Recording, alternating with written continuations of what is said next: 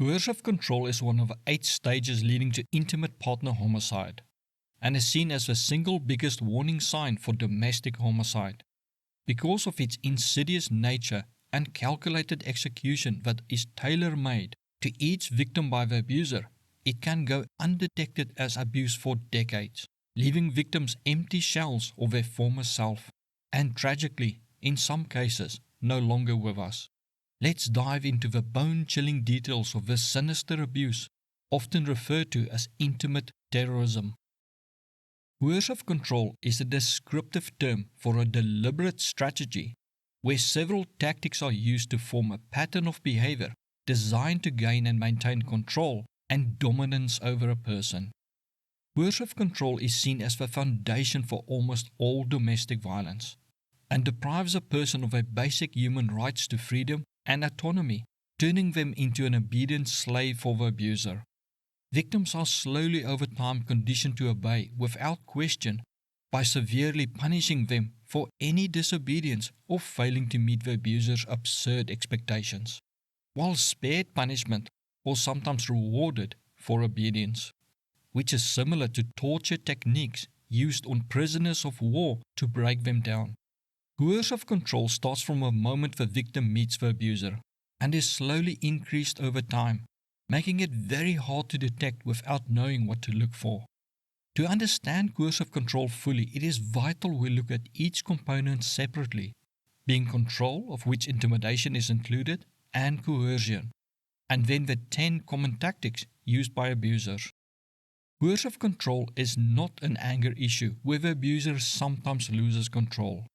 It is a control issue with the abuser feeling entitled to control every aspect of your life, which is driven by a never-ending need for power and dominance. The degree of control, as well as the area of control forced upon the victim, varies from abuser to abuser, and often from day to day as the abuser feels it suits their agenda for the moment, leaving the victim confused and always in a state of anxiety that they may at any moment disappoint or anger the abuser. Control can include dictating what you eat and when, what you can wear, who you can communicate with, if you can leave a house and when you can clean yourself, how much money you can spend on what, as well as what personal products you can use. Demands may be so severe that victims may fear even chewing too loudly or taking too large a bite of food, resulting in an outburst and punishment from the abuser. To see the control placed on you, ask yourself, what am I allowed to do freely? Control, however, does not work without some form of punishment or fear of punishment, which is where intimidation comes in. Victims are made to understand that any questioning, resistance, or failure will be met with severe punishment, which targets what the victim holds dear or fears the most. Some abusers may not allow the victim a day or even an hour of rest without reprimanding, degrading, humiliating, or abusing them, while others plan and stage occasional dramatic outbursts designed to shock the victim to the core. The abuser then only needs to threaten another outburst to keep control for years or even decades. This makes the victim live in fear of what the abuser may do without the abuser needing to do anything, making it very hard for victims to realize they are being controlled and abused, and even harder to prove it. Many abusers will randomly claim the victim failed in some way just to create an excuse to punish the victim or break them down for the sadistic pleasure of the abuser. Consequences for disobeying or disapproving of abuser can range from physical attacks, verbal abuse, and property damage to harm to children or pets, financial manipulation, withholding necessities like medication or food, self-harm by the abuser, silent treatment, smear campaigns, and more. It can also include the threat of harm. For instance, in one case, the abuser initially demanded a woman get rid of her dogs as she sat sobbing in her driveway about to take her dogs to be put down. He told her he changed his mind and she could keep her dogs, creating a temporary sense of relief. However, the fear of him changing his mind again and demanding she put her dogs down if she angered him compelled her to comply without him needing to say anything. Coercion often feels like you constantly need to prove your love or loyalty to the abuser by doing things you do not want to do. They may say things like, "If you really love me, you'd do this for me," or "If you cared about the family or children, you would give up your job and spend more time at home." The abuser may use shaming or guilt-tripping or make you feel worthless to push you to comply. The aim is to get leverage over you directly, such as getting you to commit a crime and then threaten to expose you, or indirectly, such as getting you to take drugs or alcohol in excess to the point that you lose your job or cannot hold a job and are reliant on the abuser. The abuser may also make promises to take care of you or make you believe you are not good enough so that you leave your work or stop your studies. It feels like they demand you to do something or else. Yet, when you are faced with the consequences, they turn around and say, "They never forced you. It was your decision." For instance, the night before a job interview, they may hold a party to celebrate your new job and then make you feel bad for not joining in. They then push you to overdrink, resulting in you oversleeping or smelling like alcohol the next morning and not getting the job.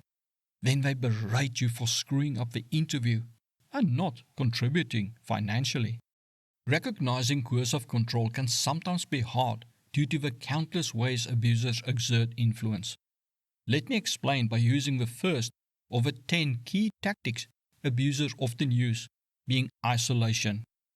Clear-cut control ways to isolate you involve selling your car, seizing your keys or phone, or using physical or verbal aggression to stop you going out or communicating with people.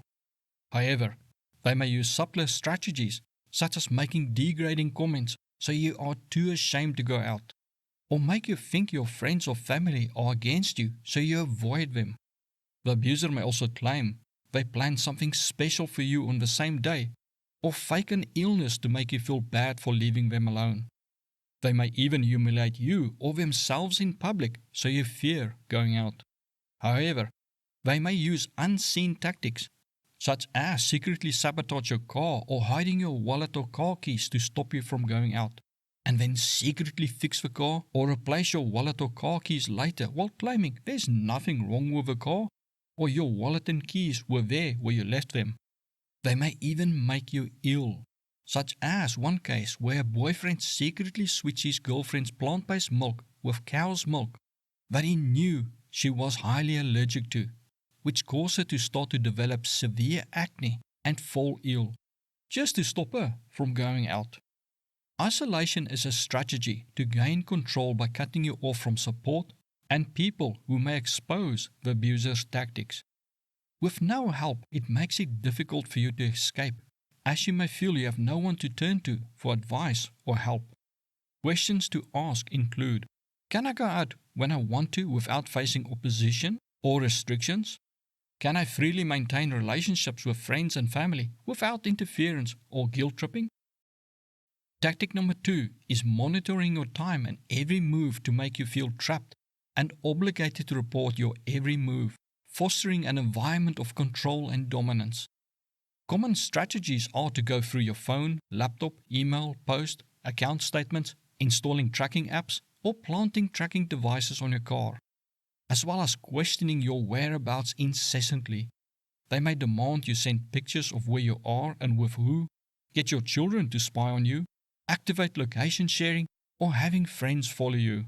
They may also set curfews for you and measure the time and distance it takes to say your work or the shops to make sure you did not stop somewhere else.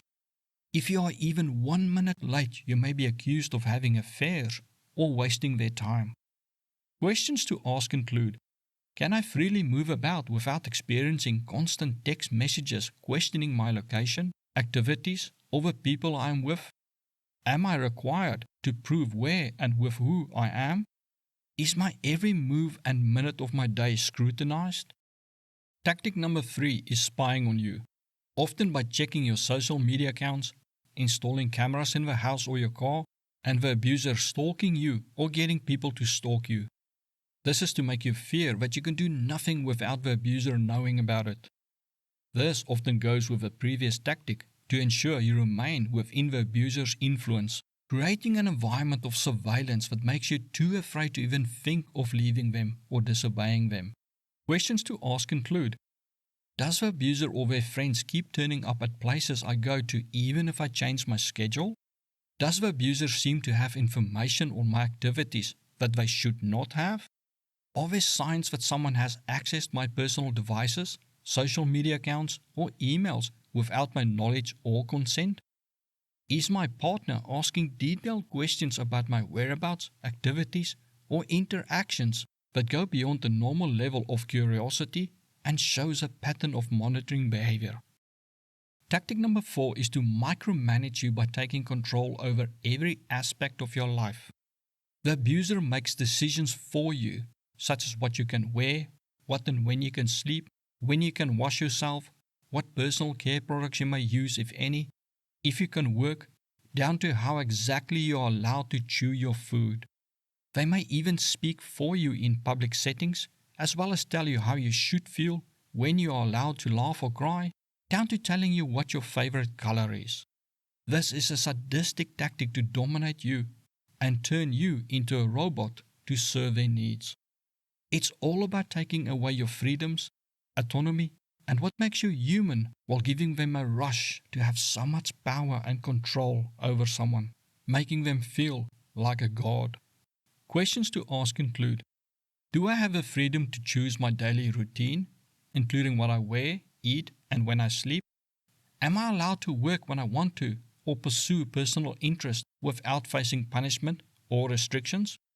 Do I feel anxious or fearful about the consequences of making decisions without my partner's approval? Do I fear disappointing or upsetting the abuser in any way, even if it's an accident like spilling coffee or forgetting to put a light off?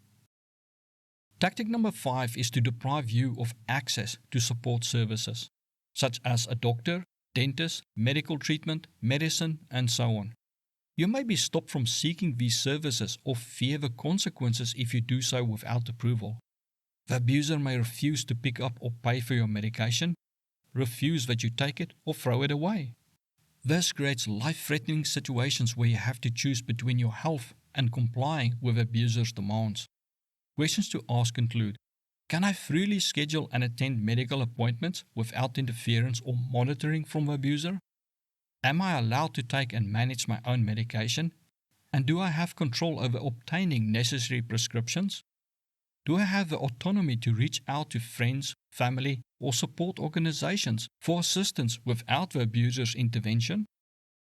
Tactic number 6 is to repeatedly put you down with degrading comments, remarks, accusations, and name-calling, even for accidents or small slip-ups. This is to shatter your self-esteem, self-worth, and confidence, to make you feel incapable of escaping the abusive relationship or fear you cannot take care of yourself if you do. It also makes you believe you do not deserve help.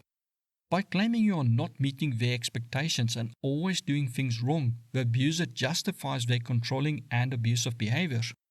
By portraying you as inferior and undeserving of autonomy and respect. Questions to ask include: is my partner consistently making negative comments about my intelligence, abilities, appearance, or character? Does my partner downplay or dismiss my accomplishments, making me feel inadequate or incapable? Does my partner frequently compare me unfavorably to others or claim I do not live up to their expectations to diminish my self-worth? Tactic number 7 is to dehumanize you. Dehumanizing is often done by repeatedly referring to you as an insect, animal, or object, or refusing to use your name or even call you anything. This is to instill the abuser's mindset into you, which is that you are nothing and not deserving of basic human rights, as well as that you are their property to do with as they please. Their toaster or the dirt under their shoes may have more value and get better treatment than you. Questions to ask include: am I treated or referred to as an object or something less than human? Do I feel so ashamed of myself or worthless that I feel I do not deserve to live, nice things in life, or kindness and help from others. Tactic number 8 is to control your finances to make you dependent on the abuser, even if you are the sole breadwinner. This is to make it hard for you to leave. Often the abuser will not allow you to work or dictate how you can spend your money. They may give you a pitiful allowance or demand you ask them for anything you need. You may be required to provide proof of your spending, and receipts may be scrutinized, sometimes resulting in you being forced to return items they do not approve of. Questions to ask include: do I have control over my own income and financial decisions? Does the abuser demand approval for every expense even if it's my money? Tactic number 9 is to deprive you of basic needs such as food, shelter, clothing, and sleep. You may be required to sleep on the floor, not have warm clothes or blankets, being starved or only given junk food, and constantly being deprived of sleep. By controlling basic needs, it creates a sense of helplessness and a dependence on the abuser for your survival. It turns you into someone who would do anything just to stay alive. Even if you get food and clothing, sleep is often controlled by interrupting your sleep at odd times, creating environments where proper sleep is impossible, or upsetting you before bedtime so you cannot fall asleep. Questions to ask include: is my basic needs restricted or controlled, such as proper and healthy food, clothing, and sleep? Am I forced to live in an unsafe or an unhealthy environment? The last tactic is to make threats, both overt and veiled. They may directly say, do this, or else this will happen. Or, you'll be sorry if you do not do as I say. Veiled threats could be them saying, no one will miss you if you disappear. Or they may place their gun or bullets on the table and give you a death stare. Threats form the backbone of coercive control and is there to instill fear and gain compliance. They aim to create an atmosphere of intimidation and terror to make you believe that non-compliance will lead to such severe consequences that you would rather obey. Threats may not just be against you. It could be directed towards your loved ones, pets, possessions, or even your reputation. Questions to ask include: do I alter my behavior to avoid negative reactions from the abuser? Am I afraid of upsetting or disobeying the abuser? Am I afraid of making a mistake and not being perfect? Do I blame myself for their abuse or behaviors? Are there implied consequences or negative outcomes if I do not comply with their wishes? Learn more about narcissism by watching the video suggested to you right now.